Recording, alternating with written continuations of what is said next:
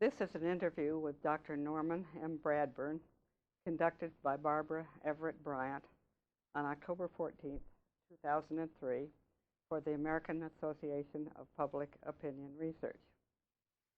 Dr. Bradburn, of course, I'm going to call you Norm because that's how everyone refers to you at AAPOR, American Association of Public Opinion Research. I know you received BA degrees first from the University of Chicago and then from Magdalen College of Oxford, and then followed these with an MA in clinical psychology and a PhD in social psychology, both from Harvard University. Now, with that educational background, how and when did you get into research? Well, I never knew quite what I wanted to do when I grew up. And I sort of went back and forth between economics, philosophy, politics side, and psychology. And it was always as if I was more interested in whatever I wasn't studying at that time. When I was at Oxford, I was studying philosophy, politics, and economics. And so then I thought, well, now I'm more interested in psychology, so I did graduate work in psychology. Again, started out in clinical because that's what I've been advised. If you wanted to study human psychology, you basically, at that time, in psychology, you either went to experimental, which was largely animal psychology, or clinical, which is where you study humans. Though actually it turned out that, I discovered when I got to Harvard that there was something called social psychology, although the program was not really developed at that time, so it became so, and I ended up getting my degree in social. But again, I was interested in lots of different things and trying to put those together. So I had done my dissertation on psychological factors in economic development, which was kind of putting the two together, and had done field work in Turkey. I was working with David McClelland on achievement motivation and economic development. And I got when I was getting near the end of my degree, then the question is, well, what do you do now? And in those days, it was much easier to get a job in academia than now. This was a period when there was a great burgeoning of the education system, so there were lots of jobs. And I ended up getting a job back at the University of Chicago in the business school because they had been interested in McClelland's work and actually invited him to come as a visiting professor. He said, no, you don't want to do that, but if they were interested in his work, you get a young student coming out, so why didn't they hire him? So they hired me. And so I started to do work in that area, but when I got to Chicago, I ended up teaching a course with Jim Davis, who had actually been a graduate student in the same department at Harvard as I was, but we hadn't overlapped. And he was in the sociology department and at NORC. And we taught a course together the first year, and then near the summer, he said, what are you doing this summer? And I said, well, I thought I wasn't in my particular plans. I was going to try to develop a research project to follow up on my dissertation. And he said, well, why don't you come and work on this project at NORC on career development or career choice, actually, in students who are graduating from college. It's the first big study of college graduates. And he said, we've been criticized as being too sociological, we need a psychologist, so come and do it. So I went to work on this project for the summer, and Jim was the head of the project. And I knew nothing much about, certainly the technical aspects of doing surveys. And I guess I started, the data were just coming in. And at that time, it was a very large survey, one of the largest, I think, NORC did for a long time. I think it was 30,000 students. And the way you tabulated data then was it was punch cards, and we just had a counter sorter, or actually then a 101, which would, IBM 101, which would count and sort at the same time on 4 columns. Big technological breakthrough. But after I'd been there about 2 weeks and so forth, Jim said, well, I'm going on vacation. You're in charge of the project. So I was sort of thrown into learning about all the technical aspects of how you deal with survey data.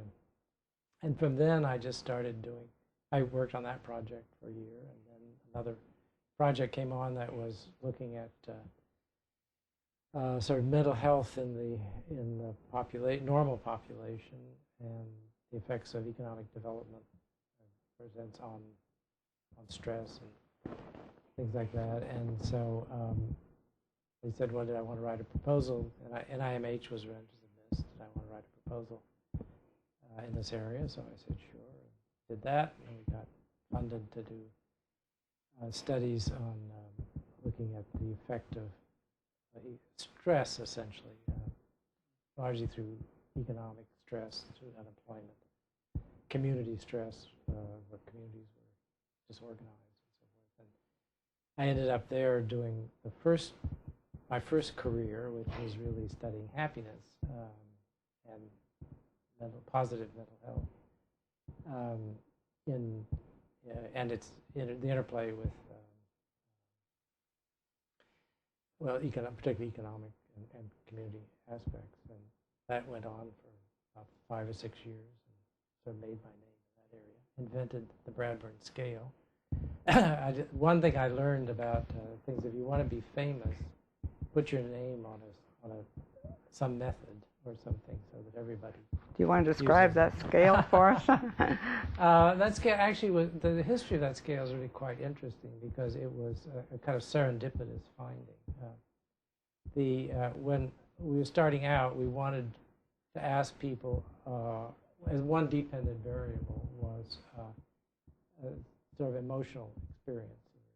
So we did up a little scale, which finally settled down to 10 items, which basically said how often have you felt this way in the past few weeks? And examples were bored, or on top of the world, or interested in something like that. And this, I had sort of learned my methodology well in graduate school, so one balanced item. So I got 5 positively worded items and 5 negatively worded items. In words the respondent could understand. And in everyday words that the respondent could understand, and would be applicable across a wide variety of life situations.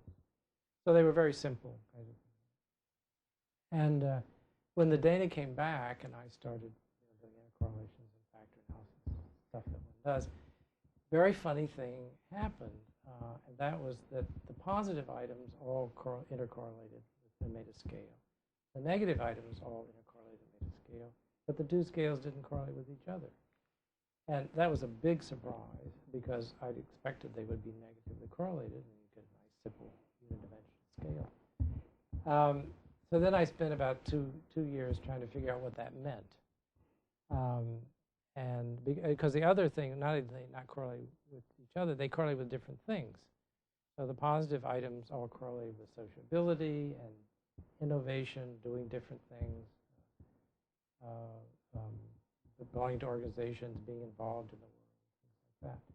The negative items were correlated with bad health, with social, interpersonal tensions, problems on the job, things like that. But they seemed to work completely independently. So work out a typology to be high on both or low on both, or high on one, low on the other, and vice versa.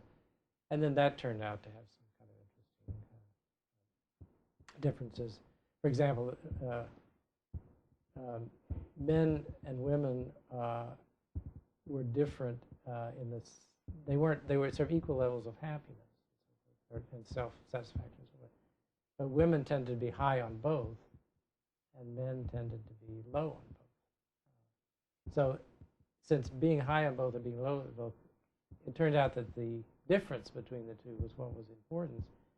So, but you could be at the same general level in different ways by being high on both or being low on both. But when you average the two, just looking at them together, they came out to be about the same. And the different scores turned out to be the same. And that turned out to be, it was the different scores that correlated with overall ratings of happiness or overall ratings of life satisfaction, a bunch of other things like that. But how you got there was quite different. had some interesting. Well, it sounds like you work. made some major findings pretty Yeah, early in your career. That has held up very nicely, and it's the scale is still used, and that was what 45 years ago, and there are very few. I'm very proud of that because there are very few scales in psychology that have the durability to last for 40 years. Well, going back before 40 years and before college, no. What about your background before college, your family and all that? Well, I was born in the bottom of the Depression, which turned out, as I tell you, to be a demographically lucky thing because the birth rates were down. There weren't that many people. So when my cohort grew up and came onto the academic market and so forth, there weren't many of us, so jobs were plentiful. And I always felt sorry for our children who are in the baby boom because they've had a tough life all the time. So at some level, even though the times were hard, and I grew up in a small town in central, I was born in a small town in central Illinois. My father was a country doctor, general GP, and when the Second World War came along, he went into the Army, even though he was a little older than me, as a doctor. And so then all during the war, we lived around in different basically different military bases all over the country. I was moving around a lot during the Second World War. And then he died shortly after the war from disease that he picked up in Africa. And then I moved to Nashville, Tennessee, which is where my mother had lived and worked before, and she got her old job back, actually.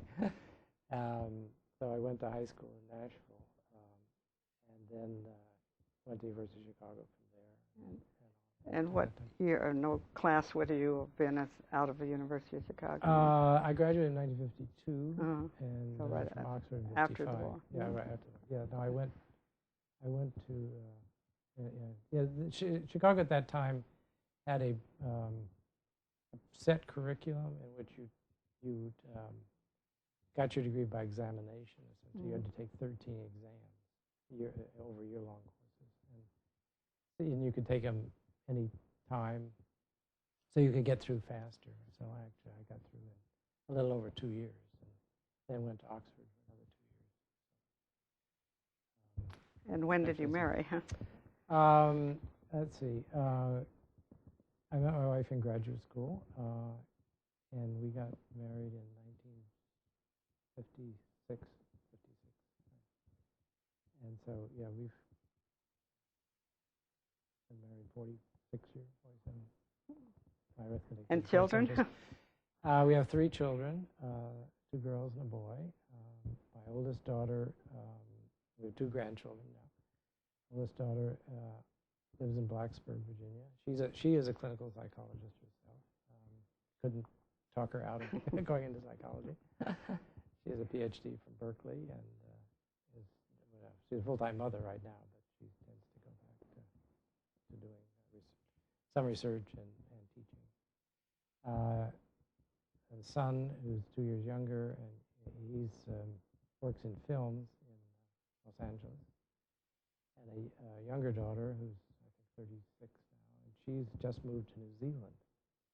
And she's an acupuncturist and does herbal medicine and massage and all kinds of things like that. Lived in Seattle for a number of years, and she's just moved to New Zealand now, and she's going to get married in March. We're going to go down to New Zealand. Well, it sounds like you let each of your children do their own thing. They've certainly done their own thing. Well, talking earlier, we got you as far as 5 years at NORC. Right. Describe sort of your career from then on. From then on, I mean, on the basis of, I was doing the stuff on the happiness research and so forth. And then I got tenure in the business school in Chicago. And I was doing basically teaching there and then doing research at NORC. And Seymour Sudman had come then to NORC as the sampling director. He and I had gotten interested in racial integration, and we lived both of us lived in racially integrated neighborhoods in Chicago. I lived in Hyde Park. He lived a little bit south in a thing called Merrynook. And we were into the dynamics of this and so forth. And so we decided, though there are a lot of case studies of different neighborhoods, it would be good to do a national study as a baseline to see what, because we figured this would be things that would be changing. So we did a kind of baseline national study. We could then, at least we or others could track change over time. So we wrote a grant application to actually NIH in those days was doing a lot of community studies. And we're doing a study where the unit was the neighborhood. And this turned out to be a marvelously interesting methodological issue because how do you define a neighborhood? I was going to ask you that.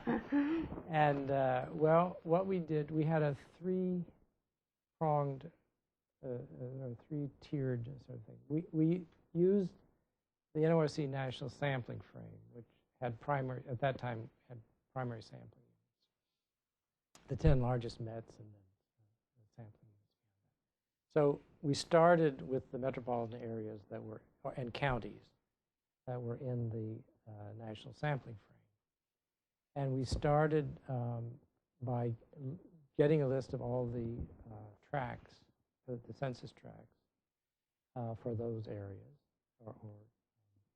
And we used our network of interviewers to take the data from the census. Of course, this was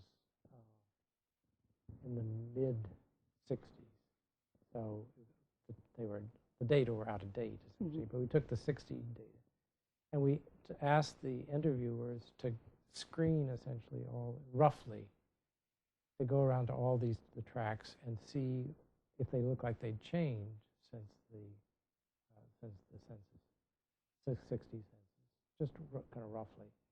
And then also to ask around a lot of people who were concerned with integration about what neighborhoods they thought were integrated.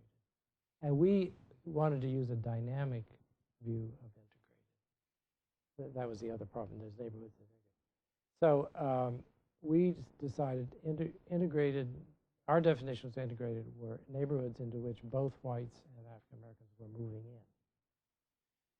in. If only one race was moving in and the other race was only moving out, you didn't want the flight neighborhood. That was a transitional neighborhood. It was not an integrated.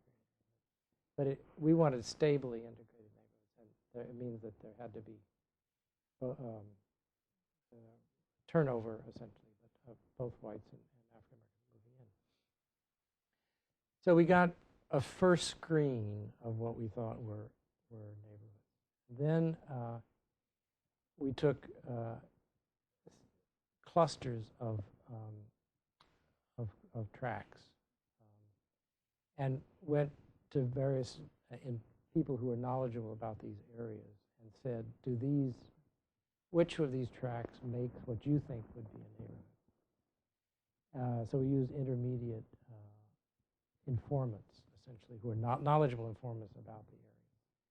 And we got a lot of area, so we have it traced out on a map what they thought was a neighborhood, and did the neighborhood have a name? So we got lots of, and there was fairly good agreement. It'd be rough, sort of areas of whether this little area belonged or not. But people who studied these areas had a pretty good sense of whether they were neighborhoods. So we got this, the sort of second cut was things that were nominated as neighborhoods. And then then we took a sample of those, heavily, both of ones that we thought were integrated by our definition, and ones we thought were all white or all African American. We weren't concerned about Hispanics, rather, just black white. Then, so we took a sample of those, which was our sort of belief that these were neighborhoods. Then we went to each neighborhood, and we wanted to get 4 informants, a minimum of 4 informants, I guess 5 informants. One who was a local church leader, one was a local school leader, one was a local business person, small business person, had business somebody who was involved in community organization and a real estate agent. And we developed this very elaborate protocol about the neighborhood. This was the object here was the neighborhood, not the individual. So we were using these people as informants. So the first thing we did, we show them a map and say, is this, and we'd say, here's a map. We've been told this is a neighborhood called Hyde Park or whatever.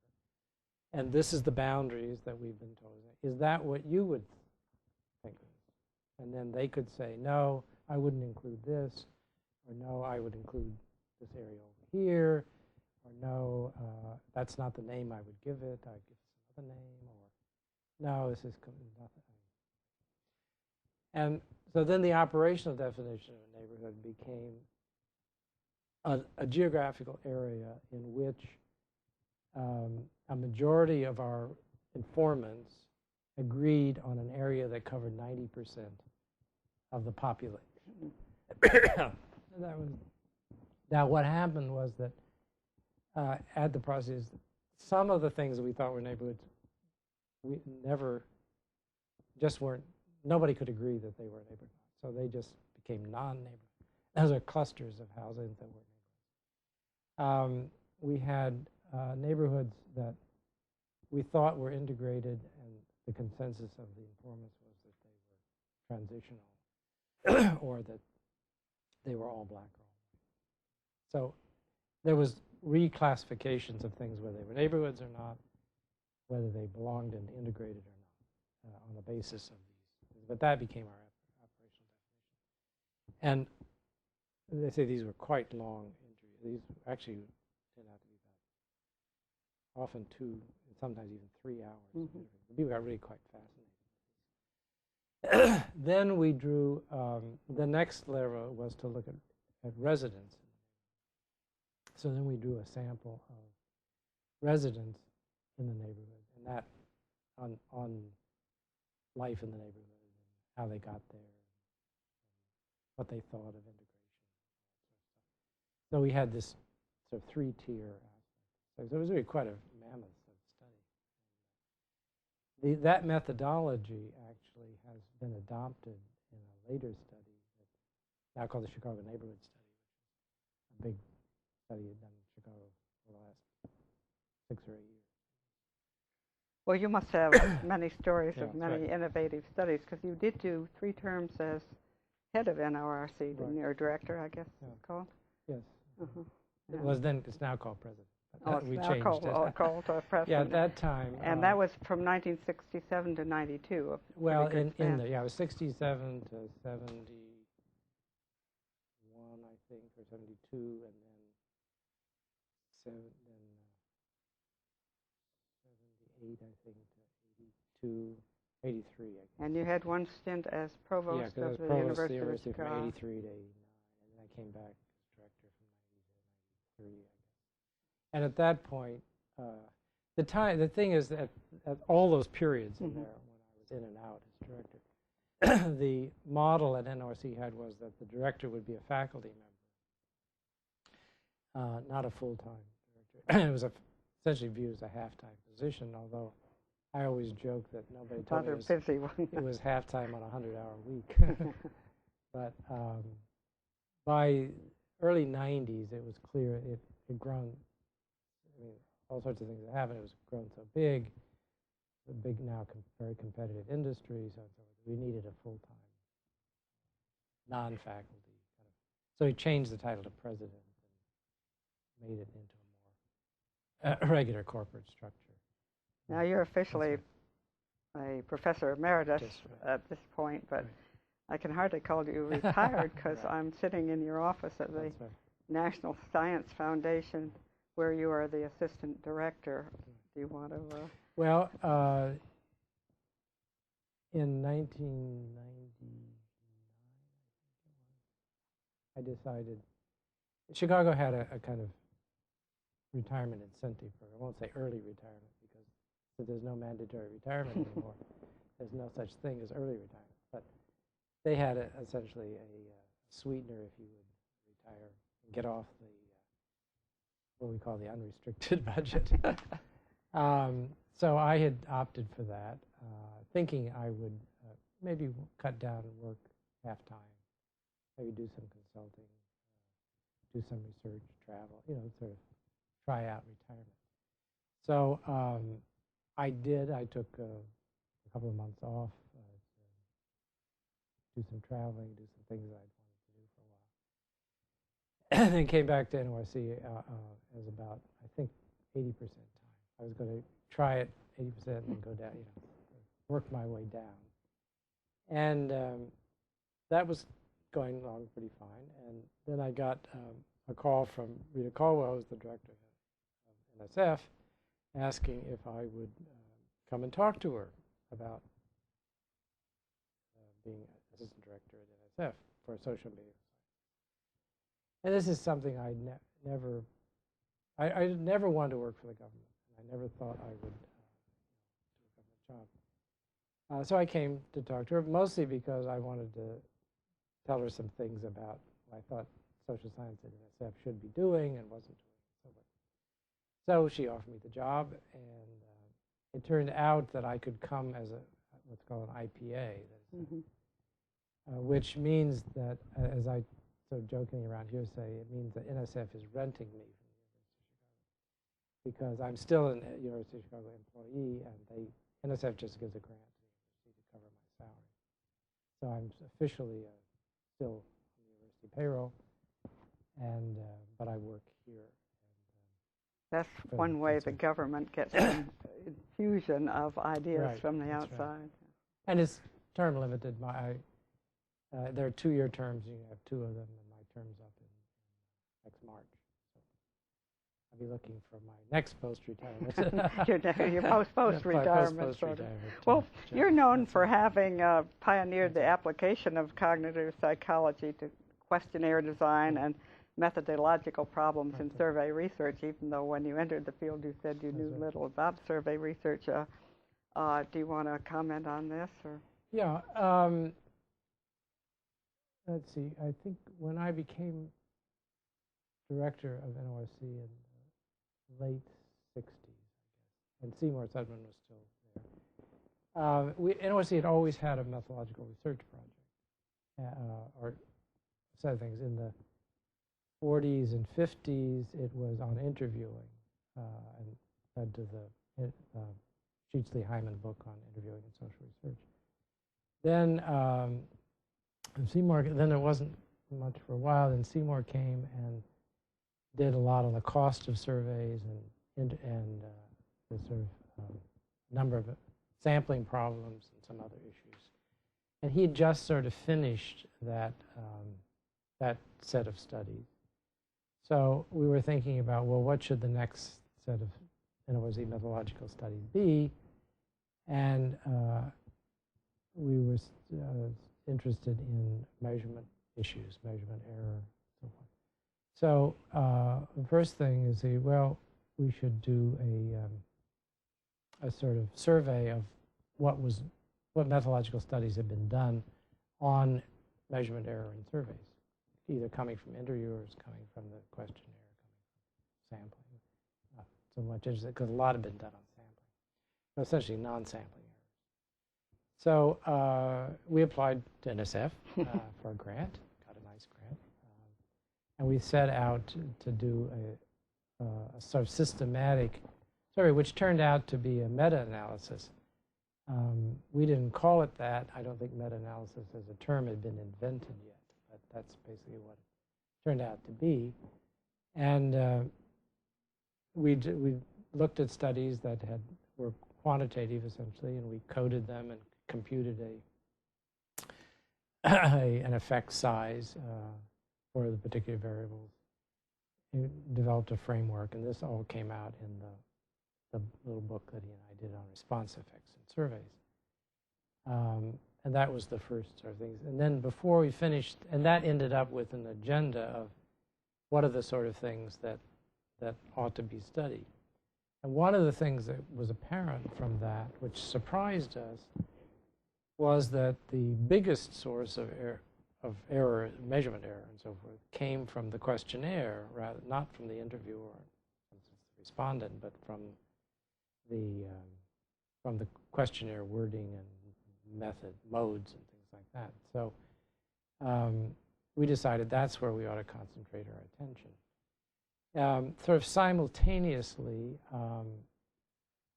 I had, well, after the finishing the books, then I stopped being director of NRC, and Seymour had gone to Illinois. But I became chairman of the psychology department in Chicago. And one of the things as chairman I thought I ought to do was to teach introductory psychology. So I had to go back and sort of bring myself swing up away to from speed. the business school, Right. huh? And yeah, that's actually interesting because I never had an appointment in the department. I'd always been in business school. So I went from business school to being chairman of the department. And so I had to learn all about cognitive psychology. And I was amazed at all these wonderful things that had been, progress had been made in cognitive psychology, ways of thinking about framing issues. So I thought, gee, we should apply this to thinking about how to look at how you ask questions in surveys. And it turns out a lot of people were thinking along these lines, and actually Murray Aborn at NSF, who was running the methods and data, methods measurement and data resources program here at NSF, had been interested in this and fostering this, and he'd been was sponsoring some workshops or paying for some workshops. And so I went to one on the redesign of the crime survey, in which they brought together cognitive psychologists and survey people, survey methodologists, and so forth. It was a very stimulating conference, and people went out to do a variety of things.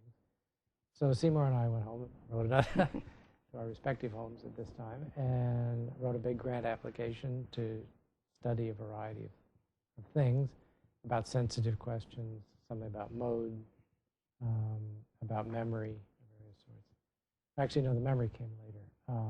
This was mostly just about how you ask sensitive questions and different modal effects. And then, so that took us for the next 5 years or something like that. Produced a number of papers and sort of books. And then we did another one more oriented towards memory and behavior, misreporting of behavioral events. And that was, we sort of laid out this agenda, and we just kind of worked through it for the next 20 years. So that accounts for some of the other things you contributed to the field. That's right. And then, you know, we sort of spun these off into different parts of the field. And, you know, we talked around a lot. And I think, you know, seemed to stimulate a lot of other work. And there were, you know, I mean, not that other people weren't doing it too. And there was it turned out that there was a sort of independent interest in this in Europe. And I remember talking in various research centers in England and Germany and meeting Norbert Schwartz, who at that time was a young assistant at Heidelberg, and he'd come over to Mannheim where I gave a talk. And he said, oh, gee, I've been thinking about doing some of the same sort of thing. He organized a conference in Europe, which I couldn't go to, but Roger Tarango went to, who was working on this too. And then Seymour went and spent time there, I think as a visiting professor for 6 months. And then he and Norbert started working together, and then all three of us started working together. You know, just kind of evolved. And Norbert's now at the And University of Michigan on the U.S. University of Michigan. side. Yeah. I tried to get him to come to Chicago, but he went to Michigan instead. Well, some of the things you're talking about probably are the changes that have happened in survey research in the time of your career. There's technological changes, of course. Yeah. Too. Well, yeah, I mean, I think in terms of, you might say, the methodological issues, there's a big shift from concern about sampling issues and from about interviewer effects to you might say, the interaction between the respondent and the questionnaire, sort of thing, or whatever mode it is delivered. And then, of course, with computerized support for all aspects of surveys, that the way questionnaires are presented.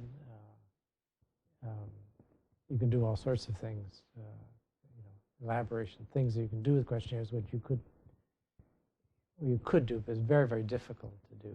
And rotating questions, rotating order of things, correcting for order effects, which you can do routinely now.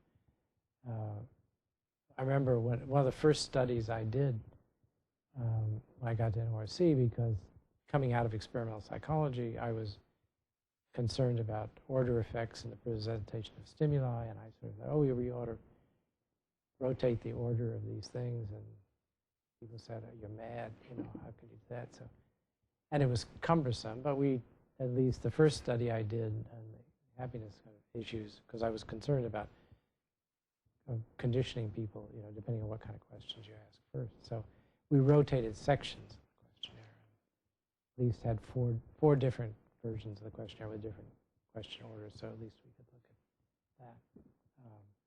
But there was very little interest, I would say, in the 60s in these kinds of methodological issues. And I remember having a discussion in probably the late 60s with Charlie Cannell about the lack of interest in methodological issues related to the questionnaire and how you ask questions. Of course, that's something he was interested in too. And journals were not particularly interested in publishing methodological issues. My first article looking at order effects in the early 60s was turned down by the POQ because it said, we don't do methodological, we don't publish methodological studies. So actually, that's sort of interesting, being in the business school. I'd see more of it in business school too. So we published it in the Journal of Marketing Research, it was a new journal, very interested in these kinds of issues. So I think we were in the first volume, maybe not the first issue, but the first volume. Well, have there been some things that you would like to have measured but couldn't, or any sort of barriers to what you could do in research? Well, not so much in topics. I mean, there are obviously some intractable issues about presentation of self and reporting about sensitive issues that you can just go so far in reducing measurement, even with the random response technique, which is probably the ultimate in asking, randomizing questions and responses, so that neither you really don't know who, because you don't even know what question the respondent's answering. So even there, for certain kinds of questions, you can't reduce the bias to zero. So there's always those kinds of issues, and until I suppose one gets into other. I mean, this is actually an issue now in a lot of people are interested in sort of the measurement of deception, sort of knowing whether people are telling the truth or not. But the other thing that I think came home to me, which was a big change, is how much of the problem is a memory problem. And some of it's because of the way we ask, the time, we don't give people very much time to answer questions. And one thing you do not know, but we found, and others have found in study memory, is that the more time you give people, the more cues you give people, the more they can remember. But they can't, it's also memory is fallible for various sorts. So a lot of the measurement error is going to be irreducible because of memory kinds of issues and so on. So in a way, what I think the sort of next steps kind of are better models for knowing how to correct for measurement error, which means you've got to estimate it pretty precisely, and then have some kind of model in which you correct either for groups or which is what what weighting does for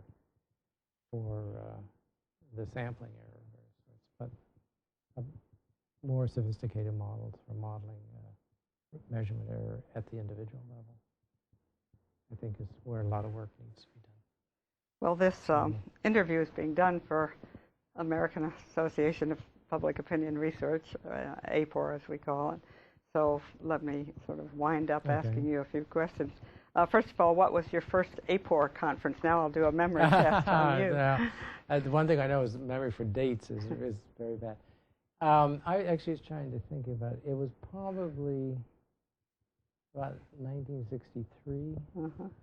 Paul Sheetsley, who was a pioneer and sort of one of the founding members of AAPOR, and very, very active, longtime secretary of AAPOR, sort of took it, and all new people who came to NYC, sort of got brought into AAPOR, and sort of as soon as possible, it was taken off to an AAPOR meeting. So I think it was certainly the early 60s, whether it was 63 or 64, I can't remember.